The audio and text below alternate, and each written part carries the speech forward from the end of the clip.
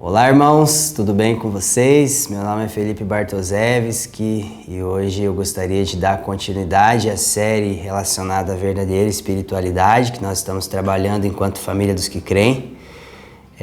Hoje nós vamos trabalhar dois assuntos e o primeiro deles é a visão da beleza da santidade de Deus e o segundo é o conhecimento renovado.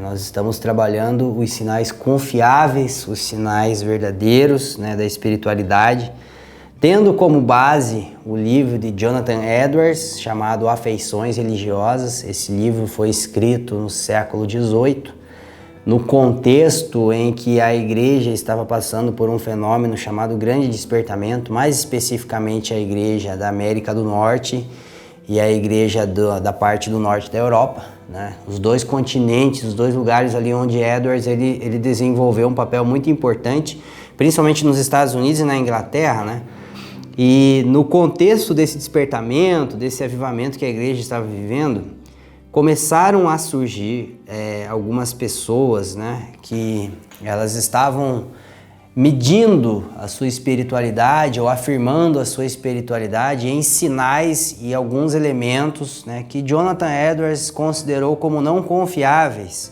ao passo que haviam outras pessoas que estavam se sentindo como não participantes daquele mover porque não estavam conseguindo alcançar alguns desses padrões. Então, naquele contexto, a igreja estava provando por algo muito genuíno da parte do Senhor, mas era de se questionar os padrões que estavam sendo elegidos para servir como parâmetros para medir a espiritualidade dos cristãos naquele tempo. E Jonathan Edwards ele se levanta como um pastor do avivamento. Carol Basso, num podcast do Bible Talk, ela fala sobre o livro Afeições Religiosas e ela usa esse termo que eu achei muito interessante, um pastor do avivamento. Então, Jonathan Edwards ele vai utilizar da teologia para pastorear, para instruir as pessoas da sua época, a fim de que eles pudessem eleger padrões confiáveis relacionados a uma genuína espiritualidade e não apoiar sua fé em padrões não confiáveis, em padrões relativos. Então, esse trabalho, esse livro, Afeições Religiosas, ele é tratado por Edwards como um tratado. Ele chama o livro de tratado, porque justamente ele tem como objetivo estabelecer parâmetros genuínos para uma verdadeira espiritualidade. E séculos depois, um teólogo contemporâneo a nós, chamado Gerhard McDermott, ele faz como que um resumo desse livro de Edwards. Ele reivindica a importância desse assunto que Edwards levantou no século XVIII, e ele escreve um livro chamado 12 Sinais da Verdadeira Espiritualidade, trazendo os mesmos conceitos que Edwards trabalhou, todavia numa linguagem mais contemporânea e numa forma um pouco mais resumida. Eu creio, não somente por esse motivo, mas por tantos outros, que Edwards é um dos grandes teólogos, um dos maiores teólogos da história da igreja, porque esse assunto não é um assunto fácil de você falar, não é um assunto tão simples, Você eleger parâmetros para a espiritualidade, você corre o risco de pender para um lado, de pender para o outro, ou de ser omisso em relação a algumas coisas. Então é uma linha muito fina, porque só o fato da gente falar de parâmetros, de sinais de uma verdadeira espiritualidade, algumas pessoas já têm a tendência de, peraí, como é que dá para medir isso, Todavia, o cristão precisa ver onde está edificando. O apóstolo Paulo, em 1 Coríntios capítulo 3, ele vai falar justamente sobre isso. Cada um veja bem como edifica. Então, nós precisamos entender a necessidade de avaliar a relevância, ou a saúde do nosso crescimento espiritual, seja como indivíduo ou como igreja. Isso é muito importante para os nossos dias, porque o cristianismo hoje, ele é a religião que mais cresce no mundo, juntamente com a fé islâmica. Só que ao mesmo tempo, um dos fenômenos que mais crescem dentro do cristianismo é a apostasia. Então, a fé cristã tem sido propagada como nunca.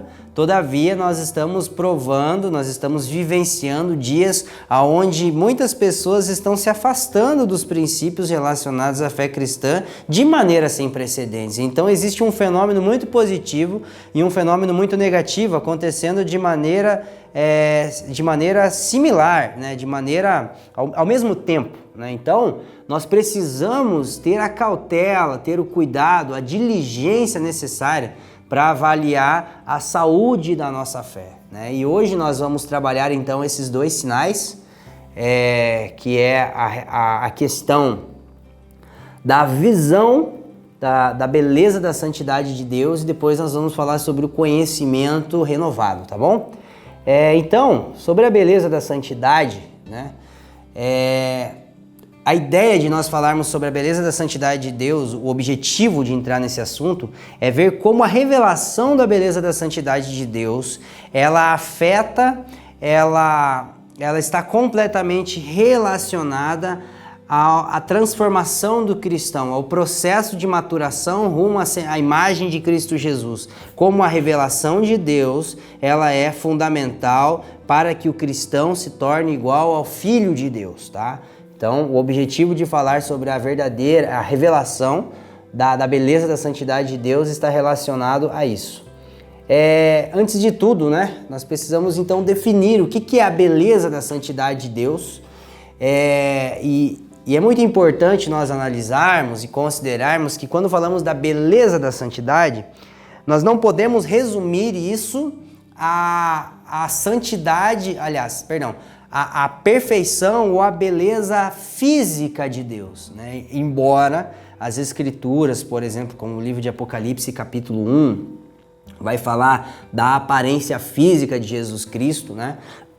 E alguns outros salmos também vão falar textos relacionados a isso. Nós não podemos resumir a beleza de Deus à sua aparência física, né? Quando nós falamos sobre beleza da santidade, se refere a como os atributos de Deus, né, eles se harmonizam e formam o caráter de Deus. Então, tanto Edwards como McDermott, quanto alguns outros teólogos, eles concordam que a beleza da santidade de Deus está relacionado à sua beleza ou bondade moral. É a beleza moral de Deus, é a bondade moral de Deus. Então, isso tem a ver com uma beleza interna, isso tem a ver com uma beleza que vem do caráter de Deus, né? Então, quando falamos sobre beleza da santidade, precisamos ter isso em mente, que a beleza da santidade de Deus, ela está relacionada à sua bondade moral, à sua beleza moral.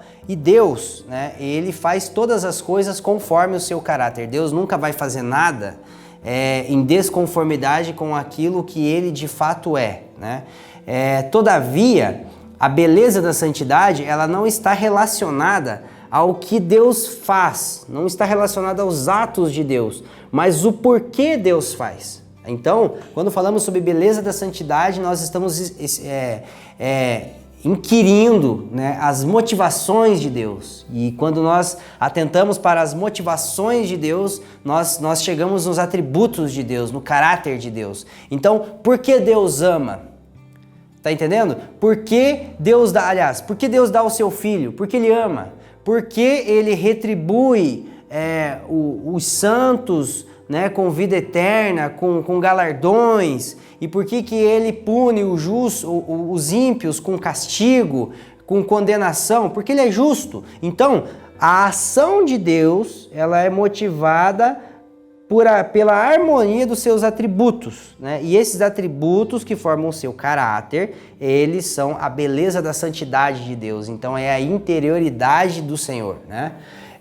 E é muito interessante nós pensarmos que existe um paradoxo na questão da santidade de Deus, porque, por um lado, Deus ele é santo.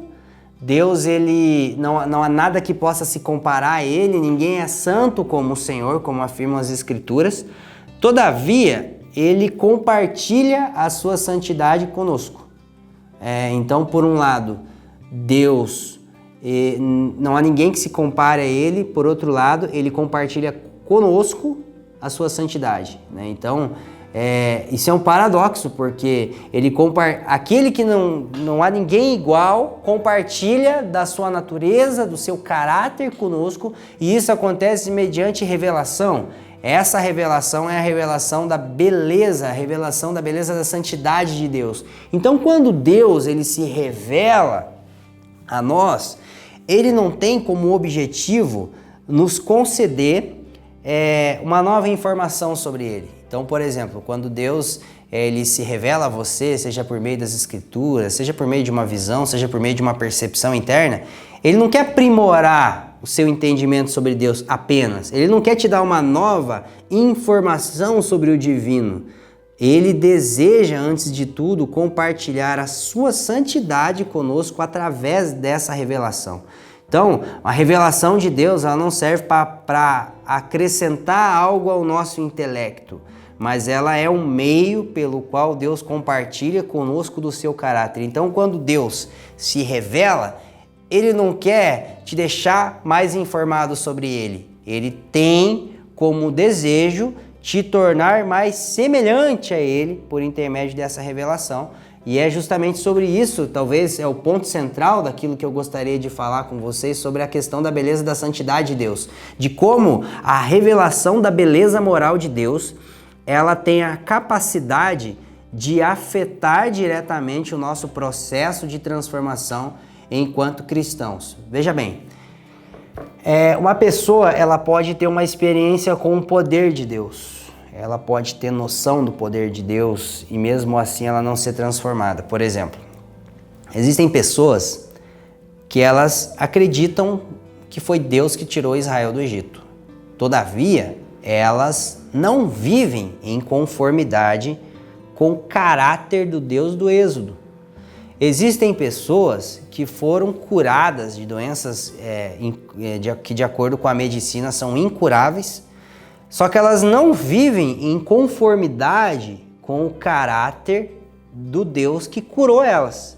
Então são pessoas que reconhecem ou que provaram do poder de Deus e mesmo assim não foram transformadas. Porém, eu particularmente não conheço uma pessoa, seja na Bíblia ou seja na história da igreja ou em nossos dias, que teve uma revelação da beleza, da santidade de Deus e continuou sendo a mesma pessoa. Então, você pode não ser transformado quando experimenta o poder de Deus, né? Mas é impossível que você continue sendo a mesma pessoa quando você é tocado pela revelação da santidade de Deus, dos motivos de Deus e do caráter de Deus.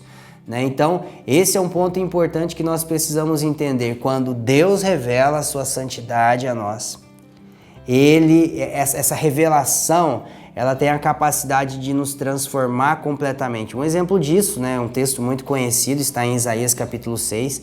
Quando o profeta Isaías, ele recebe uma revelação do trono de Deus, dos serafins cantando, clamando santo, santo, santo ao redor do trono de Deus, a primeira reação que Isaías tem é clamar: ai de mim, porque eu sou um homem de lábios impuros e habito no meio de um povo de lábios impuros. Veja bem, Isaías já falava, ele já tinha esse problema com a impureza nos lábios, Independente do que seja, ele já tinha. Mas por que a partir daquele momento ele tem essa noção de que ele era um miserável, de que ele teve aquele constrangimento, quando viu a beleza da santidade de Deus? Você percebe que quando Deus se revela a Isaías, Isaías ele fica constrangido, ele clama a Deus, ele busca atender aos padrões de Deus. Então, algo muito importante que nós precisamos considerar é que a revelação da beleza da santidade de Deus, ela vai afetar os nossos padrões estéticos de beleza. o homem, conforme a gente já vai entrar no segundo ponto, né? Os nossos padrões morais, os nossos padrões de beleza, eles estão corrompidos. Eles foram corrompidos pelo pecado. Então, é por isso que Lucas, né, em seu evangelho, ele diz que aquilo que é glorioso para o homem é abominável para Deus. Então, nós precisamos considerar que o pecado fez com que aquilo que nós chamamos de belo, nem sempre Deus vai chamar de belo. E aquilo que Deus chama de belo, nem sempre nós vamos chamar de belo. A Bíblia diz em Salmo 45 que Deus ama a justiça e odeia a iniquidade. Todavia, nós somos inclinados a amar a iniquidade e odiar a justiça, caso não sejamos transformados pelo Senhor. Então, a revelação da santidade de Deus, ela tem como esse objetivo transformar o nosso padrão estético. Por exemplo, veja bem, uma pessoa, ela pode viver a vida inteira sem trair a esposa. Imagine um marido que ele viveu a vida inteira sem trair a esposa dele. Foi marido de uma mulher só a vida inteira. Mas ele nunca gostou de ser fiel. Ele foi forte para não trair. Mas ele sempre achou fidelidade um peso, né? Embora esse homem ele não tenha traído a sua esposa a vida inteira, nós não podemos afirmar que ele foi fiel. Porque embora ele entendesse a necessidade de fidelidade, ele nunca gostou de ser fiel. Tá entendendo? Então assim, quando nós falamos de uma transformação de acordo com a beleza da santidade de Deus, você não busca um atributo de Deus simplesmente porque é necessário, ou por medo do inferno, ou por querer ir para o céu, ou porque a Bíblia diz que tem que ser. Você passa a ver beleza naquilo. Então a questão não é você conseguir não trair, a questão é você gostar de ser fiel. A questão não é você conseguir não ser injusto, a questão é você se deleitar na justiça. Então, quando Deus revela o seu caráter, quando Deus revela os seus atributos a nós, aquilo que nós as coisas às quais nós passávamos a enxergar beleza, elas deixam de ser belas. E as coisas das quais nós desprezávamos, nós passamos a ver beleza nessas coisas. Então, assim, é por isso, né, que eu creio que existem algumas expressões de adoração que elas são teologicamente corretas, mas que elas não agradam ao Senhor. Por exemplo, existem pessoas que às vezes chamam Deus de puro no domingo, mas gostam de impureza durante a semana.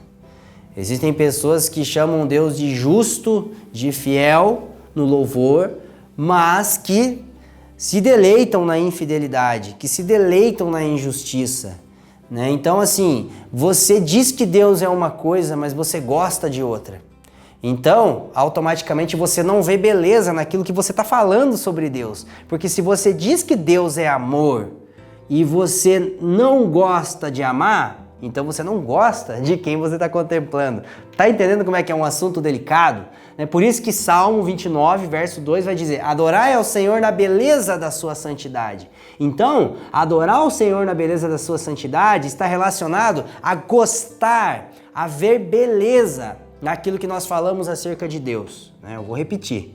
Adorar o Senhor na beleza da sua santidade está relacionado a ver beleza naquilo que nós falamos acerca de Deus. Então, se Deus é justo, não há nada mais belo para um cristão do que a justiça. Se Deus é santo, não há nada mais belo para um cristão do que a santidade. Se Deus é fiel, não há nada mais belo para nós do que a fidelidade. E automaticamente, quando os nossos padrões de estéticos, os nossos padrões de beleza, eles vão se adequando aos padrões de beleza de Deus, né? Você automaticamente começa a buscar aquilo que é belo para você, né? Então, o ser humano, ele sempre vai seguir aquilo que é belo para ele. Se você vê beleza na infidelidade, você vai lutar para ser fiel, mas você vai acabar pendendo para a infidelidade. Se você vê beleza na fidelidade, estou dando um exemplo, pode ser tanto qualquer outro atributo. Se você vê beleza na fidelidade, pode ser que em alguns momentos você seja tentado à infidelidade e você vai se entristecer muito por isso, porque você não vê beleza nisso e você vai continuar buscando aquilo pelo qual você vê beleza, né? De modo que o combate cristão rumo à santificação, à vitória sobre os pecados, não está relacionado à mortificação dos prazeres apenas, né? Mas é um conflito de prazeres terrenos e prazeres eternos. É um conflito entre aquilo que é belo aos homens caídos, ao homem sem Deus, e aquilo que é belo para Deus, né? Então, a beleza da santidade de Deus, Deus gosta de ser justo, Deus gosta de amar, Deus não faz nada forçado, né? Então, todos os atributos de Deus, eles estão em harmonia com a vontade de Deus. Deus gosta de ser assim. E quando Deus, que gosta de ser assim, se revela a nós, que vemos beleza em coisas que Deus não vê, essa revelação de Deus, ela impacta tanto as nossas vidas, de modo que nós ficamos constrangidos pelos padrões de beleza moral, ética, né, que nós elegemos, e nós queremos abandonar esses padrões. O nome disso é arrependimento, é mudança de mente, mudança de padrões, de princípios, né? E em decorrência disso, nós passamos a amar a Deus e amar as coisas que Deus ama, ver beleza onde Deus vê. Isso é transformação de mente. E a partir disso, nós seguimos essas coisas que são belas para nós, tá? E em decorrência disso, nós somos transformados de acordo com os atributos de Deus que são revelados a nós. Então você percebe como é que a revelação da beleza da santidade, ela está completamente ligada à nossa transformação? Você não obedece mais os padrões, a exigência moral do Evangelho, simplesmente porque você tem que fazer. Você não atende à exigência moral do Evangelho porque você cobiça demais o céu ou porque você teme demais o inferno, mas porque você viu algo diante de você que afetou a forma como você vê beleza nas coisas, e você passa a gostar disso, você passa a gostar de amar, você passa a ver beleza na pureza, você passa a ver beleza nos atributos de Deus, e você não consegue mais ver com o mesmo ânimo aquilo que você fazia no passado quando não conhecia Deus, e você vai sendo transformado nesse processo de contemplação. É aquilo que 2 Coríntios capítulo 3 vai falar: nós, porém, com o rosto desvendado, somos transformados à imagem de Deus, enquanto contemplamos a glória de Cristo, né? Então, a contemplação da glória de Deus vai nos transformando à imagem do seu Filho Jesus Cristo. Contemplando, somos transformados. Então, a contemplação não é apenas ver, a contemplação é olhar com admiração. Quando você admira quem Deus é, você passa a ver beleza nisso, e aquilo se torna belo para você, se torna belo em você. Então, eu até coloquei aqui um resumo sobre esse ponto, né? A beleza da santidade é o motivo correto pelo qual devemos abraçar os padrões morais da Bíblia, a ponto de sermos transformados à imagem e semelhança de Cristo.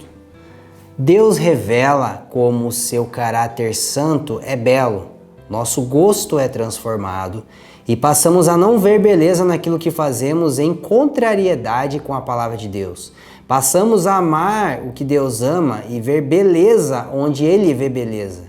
De modo que lutamos por isso até que o poder do pecado já não tem mais força em nós. Em suma, o caráter, né, em nosso caráter se torna santo simplesmente porque Deus é santo. Não há outra motivação para buscarmos o aperfeiçoamento do nosso caráter de acordo com as virtudes morais que a Bíblia expressa.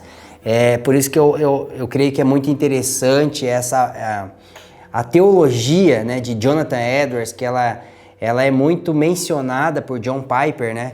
Eles sempre relacionam as afeições com o intelecto e com a transformação. Por exemplo, você não é transformado se você não gostar daquilo que você está vendo. Você não vai se tornar algo que você não está contemplando. E contemplar não é simplesmente olhar. Contemplar é olhar com admiração. Então, por isso que isso faz com que Jonathan Edwards, ele jamais possa ser chamado de um cristão legalista, né? Embora você lê, por exemplo, a sua biografia, né?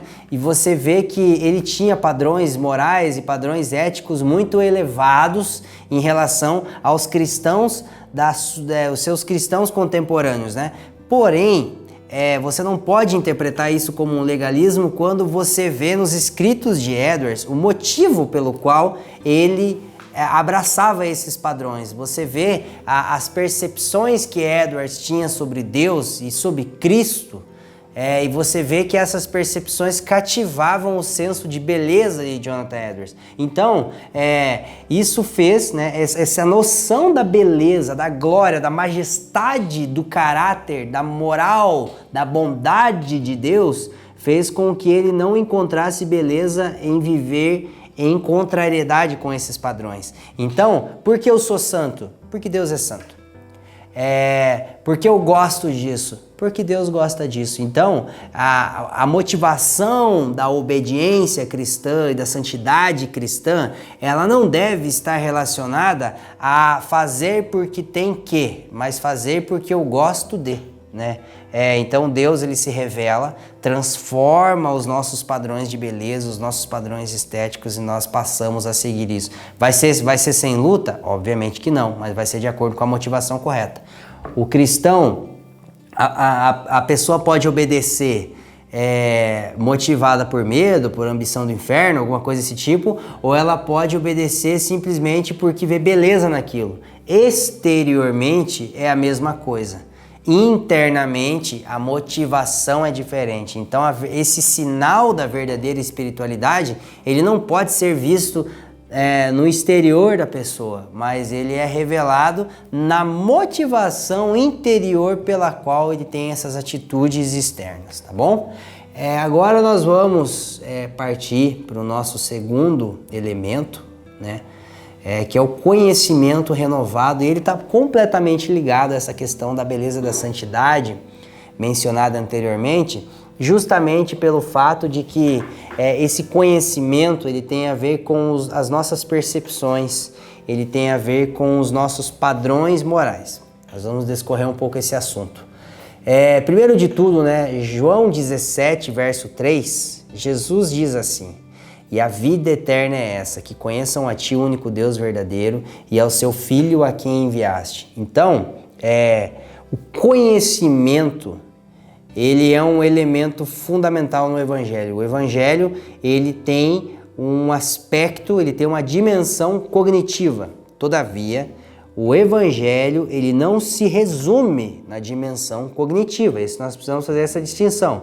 Você não crê no Evangelho simplesmente pela análise científica das coisas, senão já não existiria cientista ateu, né? Então, não é pela utilização da nossa inteligência e capacidade de raciocínio que nós conseguimos crer no Evangelho. Todavia, quando nós cremos no Evangelho mediante a graça de Deus, ele vai afetar a nossa mente, ele vai afetar a nossa capacidade de raciocínio, os nossos pensamentos, e ele vai nos dar um novo conhecimento, né? Paulo diz em sua carta aos Romanos, no capítulo 1, verso 28 e 29, que por haverem desprezado o conhecimento de Deus, preste atenção, por haverem desprezado o conhecimento de Deus, Deus os entregou a uma disposição mental reprovável. Ou seja, quando o homem desprezou o conhecimento de Deus, ele foi entregue a padrões e a uma inclinação mental que ela não agrada a Deus. Ou seja, os nossos padrões de pensamento, eles não estão em conformidade com os padrões de Deus, com o conhecimento de Deus, né? Todavia, por intermédio do Evangelho, nós temos então a nossa mente transformada. Só que essa questão de mente transformada, ela precisa ser considerada com muita cautela, porque muitas vezes nós achamos que mente transformada é aquisição de informação sobre Deus e sobre a Bíblia, né? Então existem pessoas que possuem uma ortodoxia correta, ou seja, elas pensam corretamente sobre a Bíblia e sobre o seu corpo de doutrinas. Todavia, isso não indica que elas tenham um conhecimento renovado.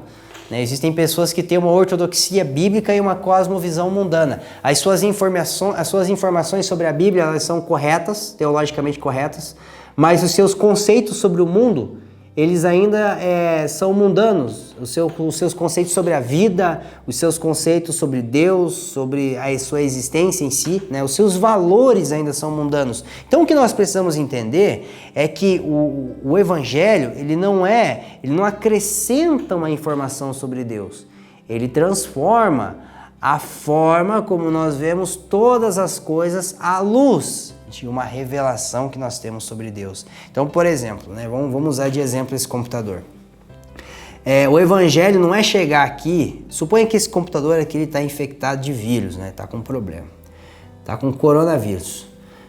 Aí tu chega aqui com um cartão de memória e coloca um cartão de memória aqui de, sei lá, 64 gigas e transfere as informações que estão aqui para cá, tá? E não é antivírus, tá? É informações.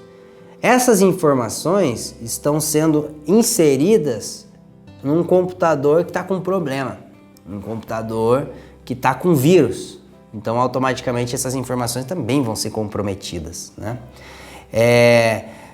Isso não é evangelho, tá entendendo? O evangelho não é colocar uma informação nova sobre Deus numa mente corrompida, né? E isso explica por que existem muitas pessoas que têm muita informação correta, mas ainda possuem padrões mundanos. Isso explica por que tem teólogo ateu, irmão.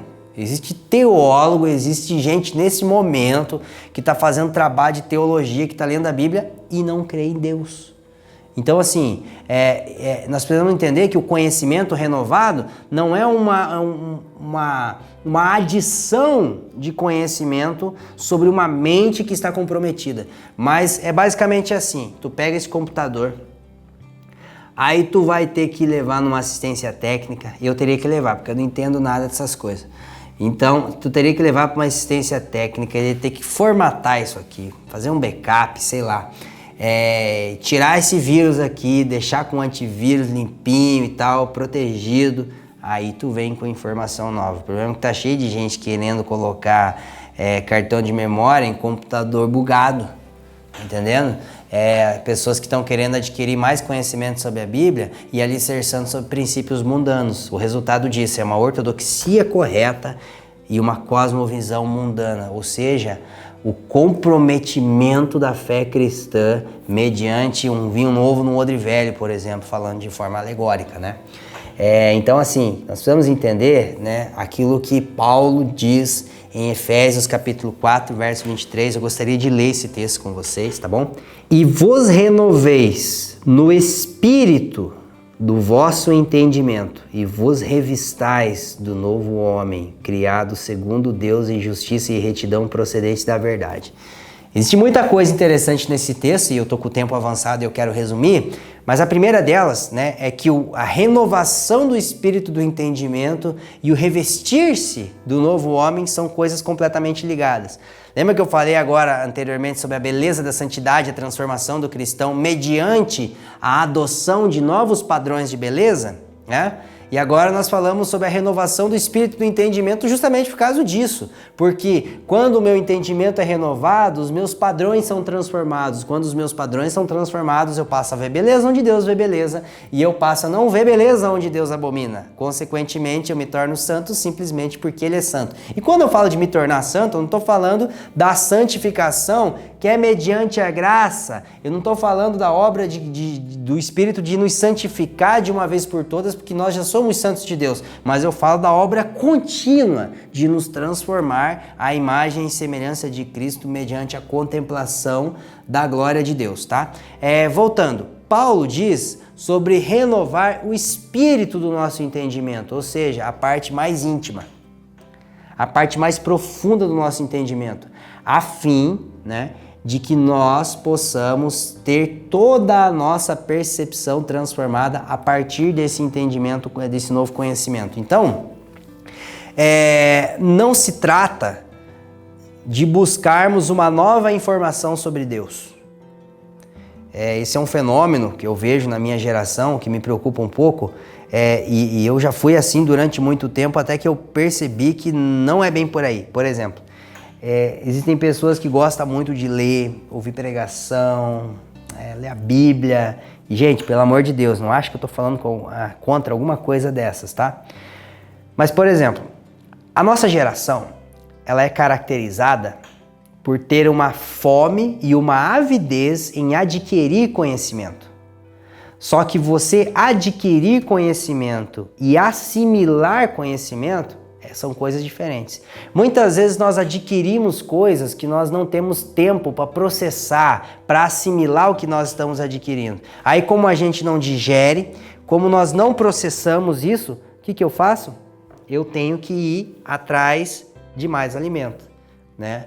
Até, se eu tiver errado nessa informação, aí o Dr. Felipe Bruel resolve no Saúde Plena. Mas assim, minha mãe sempre falava, se você não mastigar a comida que você está comendo, você vai estar com fome em 2 horas.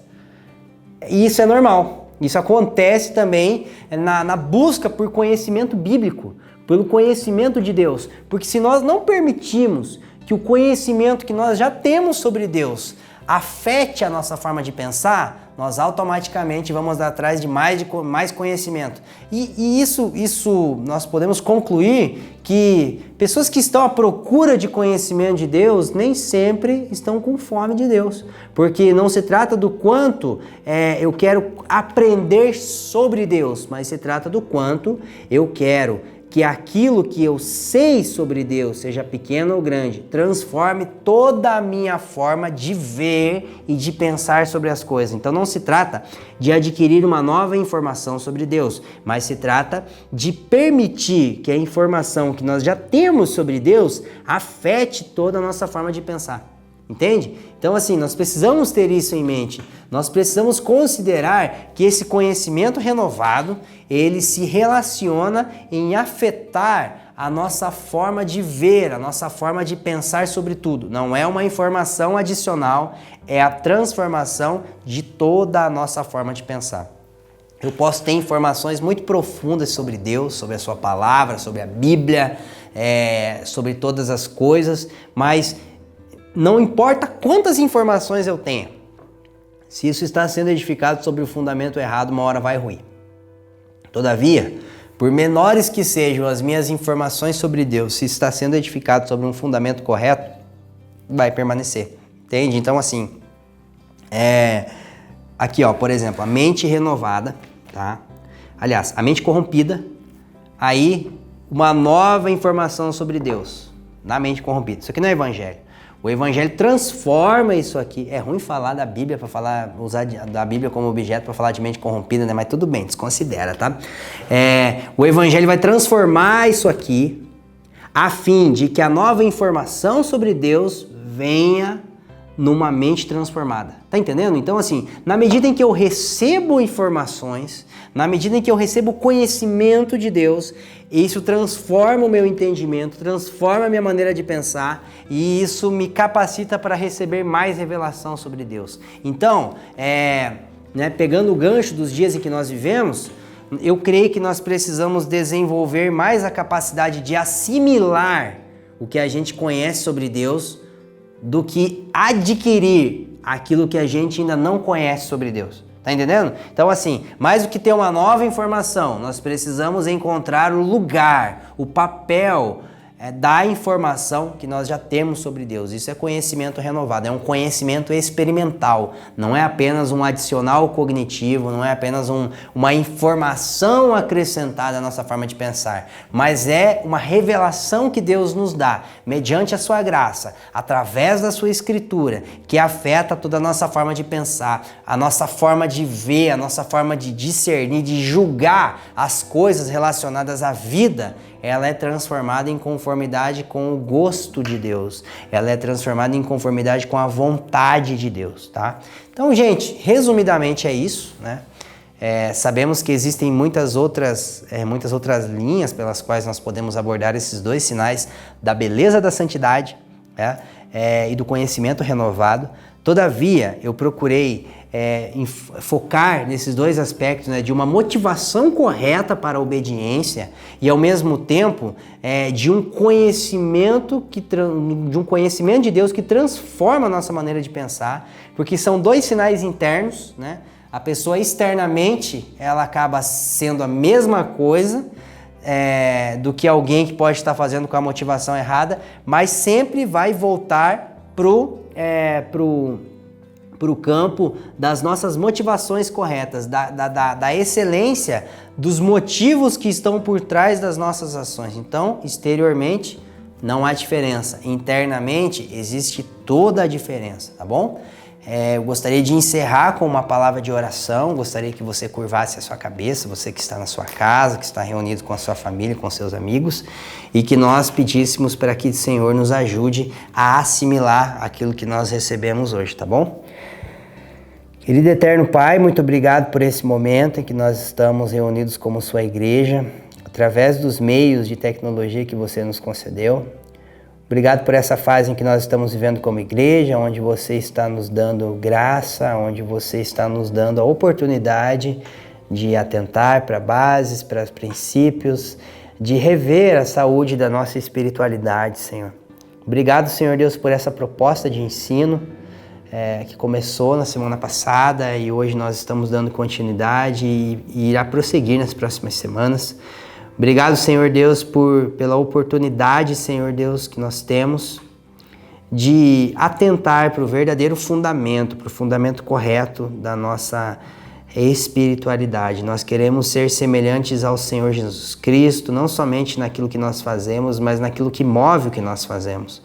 Pai, eu oro para que você traga sobre o nosso interior uma revelação da beleza da sua santidade, da beleza do seu caráter, da sua beleza moral, da sua bondade moral, a fim de que os nossos gostos, a fim de que os nossos apetites espirituais sejam transformados, a fim de que a nossa percepção de beleza seja transformada e que nós possamos ver beleza onde você vê beleza, Senhor, que nós possamos amar o que você ama, abominar o que você abomina, a fim de que possamos ser santos simplesmente porque o Senhor é santo. Pai, eu também te peço para que o Senhor nos ajude a assimilar toda a revelação que nós temos acerca do Senhor e permitir que essa revelação seja suficiente para transformar o nosso entendimento, a fim de que toda a nossa percepção acerca da vida, acerca das coisas que estão ao nosso redor, seja transformada mediante a luz que nós recebemos do Evangelho, Senhor Deus. A tua palavra diz que o Evangelho está encoberto para os que não creem, né? Eles estão cegos porque o Deus deste século lhes cegou o entendimento, mas você resplandeceu sobre os nossos olhos a luz do Evangelho, a luz do conhecimento da glória de Cristo Jesus, Pai. Resplandeça essa luz em nosso interior, resplandeça essa luz diante dos nossos olhos para que nós possamos ser iluminados com o conhecimento do Seu Filho, que nós possamos ser tomados com um espírito de sabedoria e de revelação, que nós possamos crescer em amor, que nós possamos crescer em toda percepção e conhecimento a fim de aprovardes as coisas excelentes, como diz Filipenses capítulo 1, Pai. Em nome de Cristo Jesus, abençoe cada irmão que está participando desse encontro, abençoe cada irmão que está participando deste momento, Senhor Deus, abençoe toda a sua igreja, Pai, em nome de Jesus. Amém.